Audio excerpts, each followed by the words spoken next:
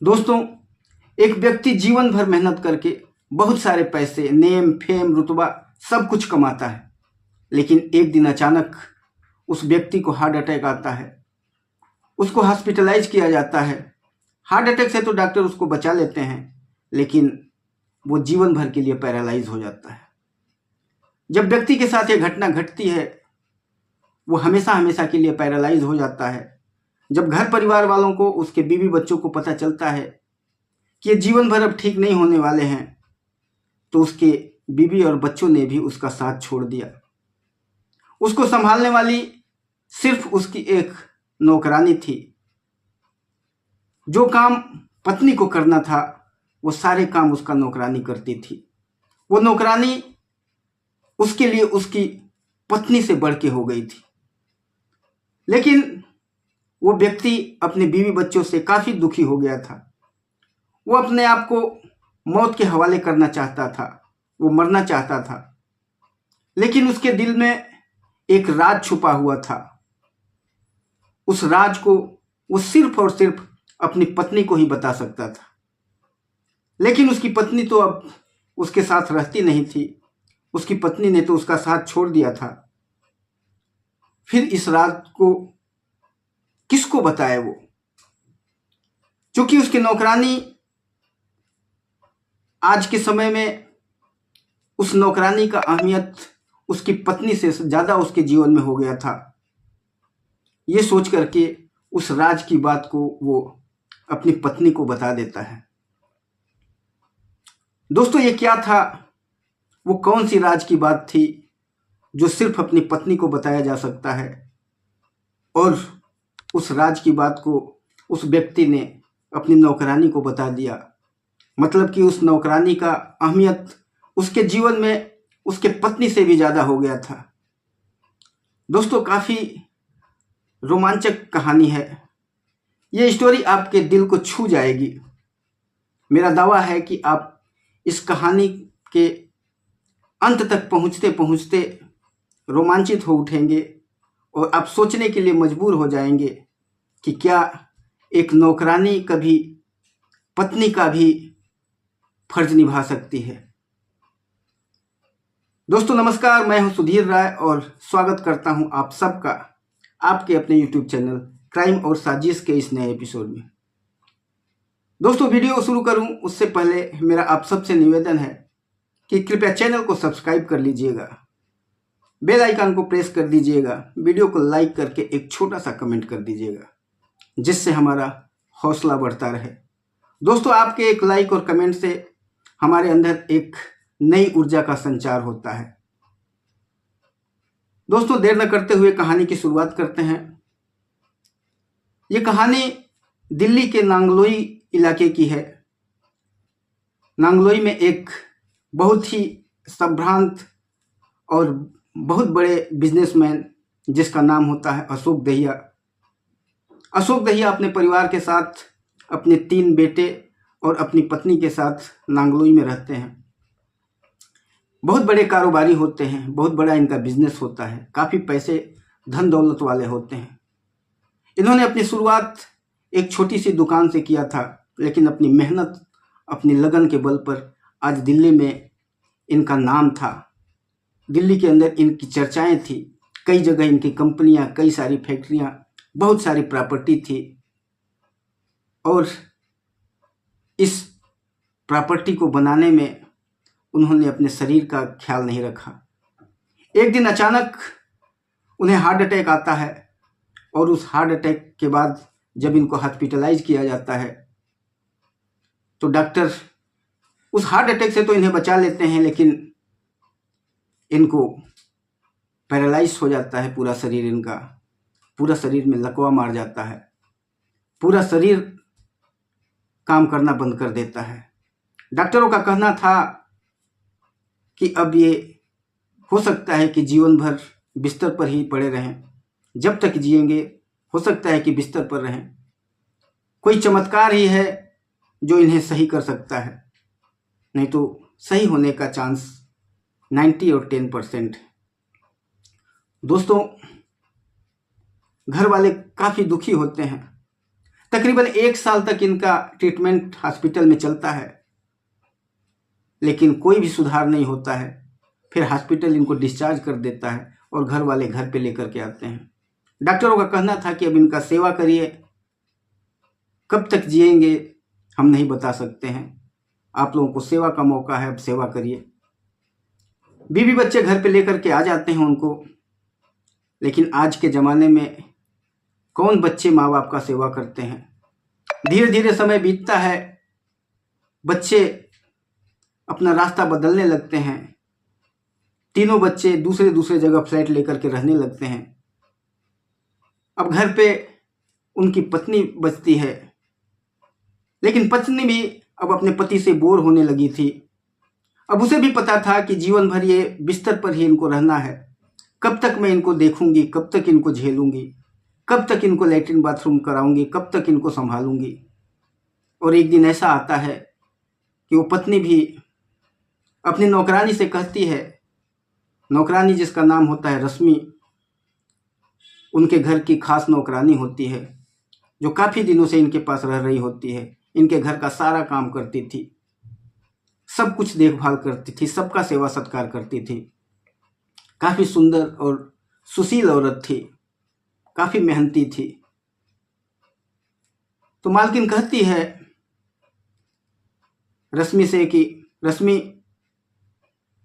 अब मैं अपने बच्चों के पास रहूंगी, जो भी तुमको देखना है, जो भी करना है, अब तुम ही करोगी इनका। तुम कुछ भी करो, मेरी तरफ से कोई दिक्कत नहीं है। इनके साथ अब तुम्हें ही रहना है, इनका सेवा सत्कार तुम्हें ही करना है। दोस्तों, जब नौकरानी ये सुनती है तो दंग रह जाती है कि कैसे एक पत्नी ऐसी विकट परिस्थिति में अपने पति का साथ छोड़ सकती है। बच्चे तो बच्चे हैं, लेकिन पत्नी जिसने 7 जन्मों तक साथ निभाने का कसम खाया है, वो कैसे अपने पति का साथ छोड़ सकती है।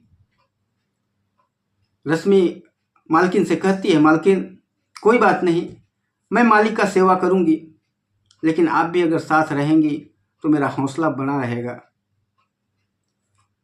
थोड़े दिनों तक मालकिन उसके साथ में रहती है, लेकिन 4-5 दिन बीतते हैं तो वो कहती है कि रश्मि, अब तुम इनको संभालो, इनके साथ जो करना है तुम करो, लेकिन मैं अब अपने बच्चों के पास जा रही हूँ। और फिर वो बच्चों के पास चली जाती है। और बच्चों के पास जब चली जाती है तो फिर बड़ी मुश्किल से 1 महीने 2 महीने पर एक बार देखने के लिए आती थी। खैर, बच्चे तो आते ही नहीं थे। बच्चे तो 2-2, 3-3, 4-4 महीने के बाद कभी गलती से कुछ ज़रूरत हो तो आ जाते थे, नहीं तो बच्चे अपने पिता को देखने तक नहीं आते थे।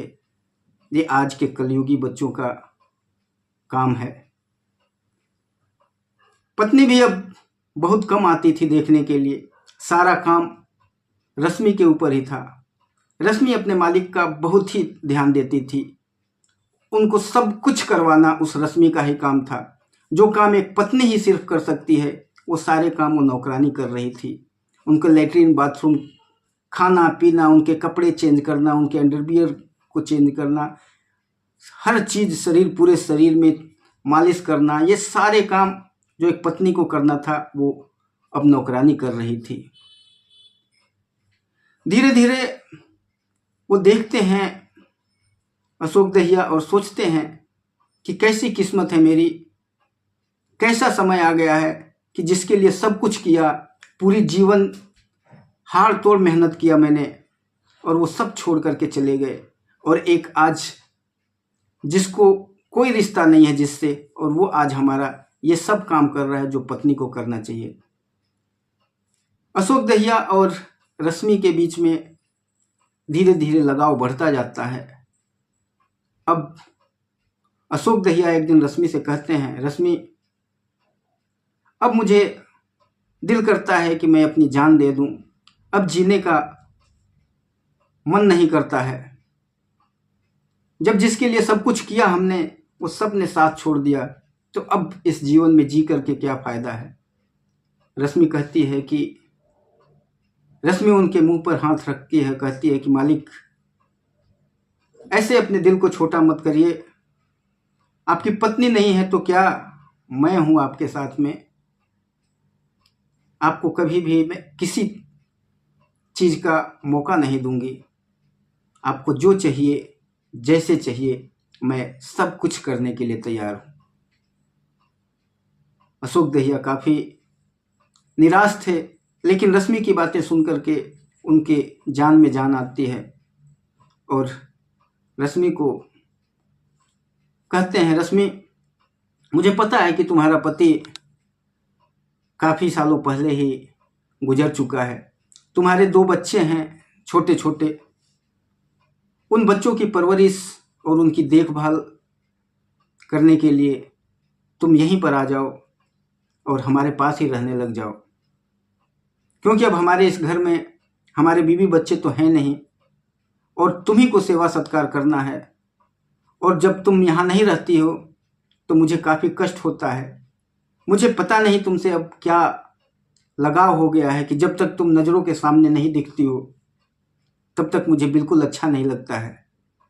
इतना बड़ा हवेली है, इतना बड़ा फ्लैट है, इसमें सिर्फ एक अकेला व्यक्ति, रात में कभी भी कुछ भी हो सकता है मेरे साथ। इसलिए मैं यही चाहूँगा कि अपने दोनों बच्चों को लेकर के यहीं आ जाओ। रश्मि अपने मालिक की बात मान जाती है और अपने बच्चों को लेकर के उसी हवेली में रहने लग जाती है। अब जब वो उस हवेली में रहने लग जाती है तो मालिक का भी दिल लगने लग जाता है। पूरी दिन रात जी जान लगा करके अपने मालिक का वो सेवा करती थी। एक दिन अशोक कहते हैं कि तुम्हारा बेटा पढ़ाई लिखाई नहीं कर रहा है तो इसको कुछ बिजनेस करवा देते हैं। रश्मि कहती है कि मालिक मेरे पास उतना पैसा कहाँ है कि मैं बेटे को बिजनेस करवा पाऊँ।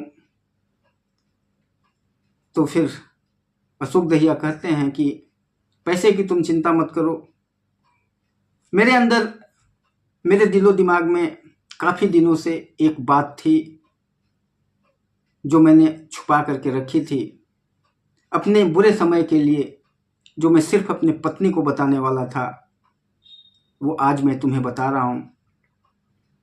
मेरे बैंक में काफ़ी सारे पैसे हैं। किसी समय मैंने 40-50 लाख रुपए बैंक में डाला था। वो पैसे आज 1.5-2 करोड़ के आसपास हो चुके हैं। काफ़ी सारा सोना गहना भी मैंने बैंक में रखा है। अब उन चीज़ों का मेरे पत्नी और बच्चों का को देना नहीं है, क्योंकि जब उन्हें पता चल जाएगा तो वो आ करके और लेने की कोशिश करेंगे। लेकिन मेरे बुरे समय में हर फर्ज तुम निभा रही हो, तो उन सब चीज़ों पर तुम्हारा हक है और तुम जब कहो तब वो पैसे और सारी चीज़ें तुम्हें मैं दे देता हूँ, जिससे कि तुम अपने बच्चे को एक बढ़िया बिजनेस करवा दो। रश्मि कहती है कि मालिक, आपके दिल दिमाग में अगर ये होगा कि ये नौकरानी है, इसको आपके पैसे की लालच है, तो मुझे आपके पैसे की कोई लालच नहीं है। आपका अगर दिल करता है कि इस बच्चे को कुछ कराना है तो आप थोड़ा बहुत पैसा लगा करके इसको करवा दीजिए, बाकी मुझे किसी ज़्यादा पैसे की ज़रूरत नहीं है। जब उस नौकरानी की ये बातें सुनते हैं अशोक दहिया तो उनके दिल में काफ़ी खुशी होती है कि देखो, एक नौकरानी है जिसको हमने कभी नहीं जाना, नहीं समझा, नहीं, जिससे हमारा कोई रिलेशन नहीं है, इसको किसी भी चीज़ का लालच नहीं है, ये अपना कर्म समझ करके और मेरा सब कुछ सेवा कर रही है, जो एक पत्नी को करना चाहिए, सब कुछ सुख मुझे दे रही है ये। लेकिन जिसने कसम खाया था, जो मेरे परिवार का हिस्सा था, उन सब ने मेरा इस बुरी समय में साथ छोड़ दिया।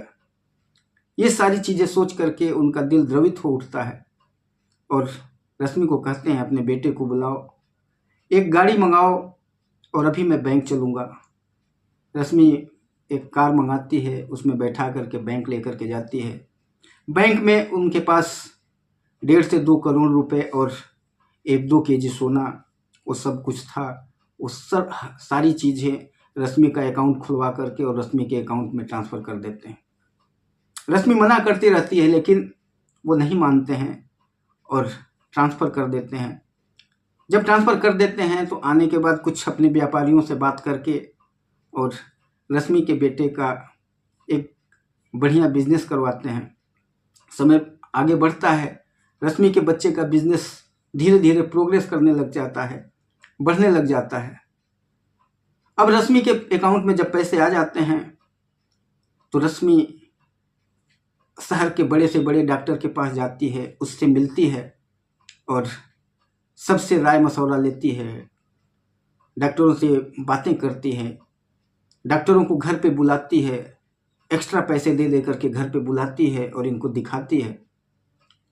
तो एक डॉक्टर कहते हैं कि एक अमेरिका से डॉक्टर आते हैं, महीने में 1 दिन आते हैं, अगर आप लोग पैसे का बंदोबस्त करो तो मैं उनको बुलाता हूँ। रश्मि अशोक जी को नहीं बताती है और कहती है कि आप डॉक्टर को बुलाइए। अमेरिका से डॉक्टर आते हैं और जब उनको देखते हैं तो कहते हैं कि इनको अगर सही करना है तो एक ही उपाय है, इनको हमेशा खुश रखना है। इनके दिलो दिमाग में जो चीज़ें चल रही है वो सारी चीज़ें किसी न किसी तरीके से बाहर निकालना है। इनको पत्नी का सुख देना है जिससे कि इनका इंटरनल हार्मोन्स जो हैं वो परिवर्तित हों और इनको अंदर से खुशी हो। अंदर से जब इनको खुशी होगी तो ऑटोमेटिक वो शारीरिक अंगों पर दिखेगा और धीरे धीरे इनमें सुधार आ सकता है। और उसके बाद इनको डेली कोशिश करिए, थोड़ा बहुत जितना हो सकता है एक्सरसाइजेज कराने का। पूरे शरीर को कई सारी दवाइयाँ देते हैं, कई सारे ऑयल्स वगैरह मंगाया जाता है जिससे पूरे शरीर को मालिश करना होता था। वो सारी चीज़ें बता करके जाते हैं। उसके बाद फिर रश्मि दिन रात लगी रहती है, दिन रात मेहनत करती है, उनके पूरे शरीरों को, पूरे शरीर के पूरे अंगों को मालिश करती है, दवाइयाँ खिलाती हैं, एक्सरसाइज कराती है, कोशिश करती है कि कैसे ये खुश रहें। उनके साथ वो सारे काम करती है जो एक पत्नी करती थी। जो एक पत्नी का फर्ज होता है उस सारे फर्ज को रश्मि निभा रही होती है। और देखते देखते समय ऐसा आता है कि वो अपने बीवी बच्चों को भूल जाते हैं। उनके दिलो दिमाग में सिर्फ रश्मि रच बस जाती है। और जब वो सारी चीज़ें, हर चीज़ रश्मि उनके साथ करने लग जाती है तो वो भी खुश रहने लग जाते हैं। और जब अंदर से उनको खुशी आती है तो धीरे धीरे उनके शरीर में परिवर्तन होने लग जाता है। उनके बच्चे तो उनको देखने नहीं आते थे, लेकिन रश्मि का बेटा हर 2 दिन पर उनके पास आता है, 1-2 घंटा बैठता है, उनका सेवा सत्कार करता है, उनको कोशिश करता है कि खुश रखने का। और रश्मि का तो पूरे दिन का काम ही था। रश्मि की जो बेटी थी वो भी अपने पिता की तरह से इनके साथ बिहेव करती थी। दोनों बेटा बेटी रश्मि के इनको एज ए फादर ही समझते थे और इनके साथ पिता की तरह से ही सलूक किया जाता था। अब ये सब चीज़ें देख करके उनके अंदर एक अलग तरीके की खुशी का संचार होता है और धीरे धीरे वो ठीक होने लग जाते हैं। रश्मि उनको एक्सरसाइजेज भी कराने लगती है। एक समय ऐसा आता है कि वो बिस्तर को छोड़ करके व्हील चेयर पर आ जाते हैं और फिर थोड़े दिनों के बाद व्हील चेयर से धीरे धीरे खड़ा होने लग जाते हैं। अब तो वो चलने भी लगे थे। जब ये चीज़ें उनकी पत्नी को पता चलता है, उसके बच्चों को पता चलता है, तो वो सब आते हैं और देखते हैं कि हम लोग तो इंतज़ार कर रहे थे कि ये जल्दी से जल्दी मर जाएं और इनकी सारी ज़मीन जायदाद जो कुछ भी है सब हम लोग अपना नाम कर लें, लेकिन आज ये तो पूरी तरह से ठीक हो चुके हैं। जब पता किया जाता है कि ये ज़मीन जायदाद ठीक है या नहीं है, तो पता चलता है कि ये अशोक जी ने अपनी ज़मीन और जायदाद, धन दौलत, जितना रुपया पैसा है सब कुछ रश्मि के और रश्मि के बेटे बेटी के नाम पर कर चुके हैं। उनके बेटे और बेटी काफ़ी परेशान होते हैं, काफ़ी दुखी होते हैं, कई वकीलों को हायर करते हैं और कोर्ट में केस दायर किया जाता है, लेकिन अंततः उनको केस हारना पड़ता था क्योंकि अशोक जी सारी चीज़ें, उनकी ट्रीटमेंट से लेके, उनके बीमारी से लेके और हर चीज़ें कोर्ट में दाखिल करते हैं। वो कहते हैं कि मैं 5 साल तक इस बीमारी को झेला हूँ और इस बीमारी में जिस पत्नी को साथ देना चाहिए वो पत्नी बन करके मेरी रश्मि ने मेरा साथ दिया। जहाँ पर बेटे और बेटी को मेरी सेवा करनी चाहिए थे वो बेटा और बेटी, रश्मि के बेटा और बेटी ने वो फर्ज निभाया। तो मेरे लिए पत्नी और बेटा बेटी यही हैं, और मेरी जितनी भी धन दौलत जो भी संपत्ति है सबका अधिकार इन्हीं को है। कोर्ट भी इस चीज़ को मान जाता है और फिर थक हार करके उनके बेटे और पत्नी सब अपने वापस चले जाते हैं। अंत में अशोक दहिया जी अपनी पत्नी से कहते हैं कि मैंने तो तुमसे शादी किया था, मैंने तुम्हें वचन दिया था कि सातों जन्म तुम्हारा साथ निभाऊंगा, तो कुछ भी हो जाए, बेशक तुम बुरी हो जाओ, तुम मेरा साथ छोड़ दो, लेकिन मैं तुम्हारा साथ नहीं छोड़ूंगा। तुम चाहो तो मेरे पास आकर के रह सकते हो। उसकी पत्नी आ जाती है, उनके पास रहने लग जाती है, और सुनीता रश्मि जो उनकी पत्नी का और अशोक जी का खूब सेवा सत्कार करती है। बच्चे भी जो रश्मि के दोनों बेटा बेटी होते हैं वो भी साथ रहते हैं, और अपने तीनों बेटों को अशोक जी त्याग देते हैं, हमेशा हमेशा के लिए अपनी सारी जायदाद से बेदखल कर देते हैं। दोस्तों, अशोक जी की ज़िंदगी और उनकी पत्नी की ज़िंदगी काफ़ी अच्छे तरीके से कट रही थी, क्योंकि सुनीता हमेशा उनके सेवा सत्कार में लगी रहती थी। रश्मि हमेशा उनके सेवा सत्कार में लगी रहती थी, और रश्मि के जो बेटा और बेटी हैं वो भी उनको हमेशा ही इज्जत देते थे, हमेशा उनका सेवा करते थे। दोस्तों, अंत में सिर्फ इस कहानी को ख़त्म करना चाहूँगा। इस कहानी का मोटो सिर्फ यही है कि आज के ज़माने में आंख बंद करके अपने किसी भी रिश्तेदार, बेटा बेटी या किसी के ऊपर इतना भरोसा नहीं करना चाहिए। अपने बुढ़ापे के लिए कुछ न कुछ ज़रूर रखना चाहिए कि कल के दिन बुढ़ापे में अगर कोई भी ऐसा घटना घटता है तो उसके वजह से कोई न कोई उस व्यक्ति का साथ दे दे। यह कहानी आपको कैसी लगी कमेंट बॉक्स में ज़रूर बताइएगा। फिर मिलेंगे किसी और वीडियो में, तब तक के लिए नमस्कार।